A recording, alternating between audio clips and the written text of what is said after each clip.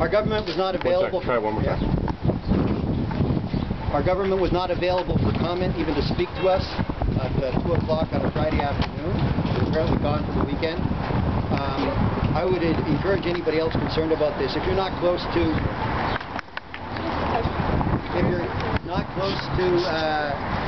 an Israeli diplomatic mission, if you're not close to an Israeli embassy or consulate, keep in mind that the Harper Conservative government are spokespersons for Israeli aggression against Gaza. They are acting like spokespersons for this violence against civilians.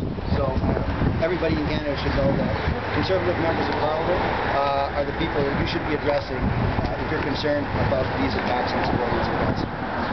Take your concerns where it matters.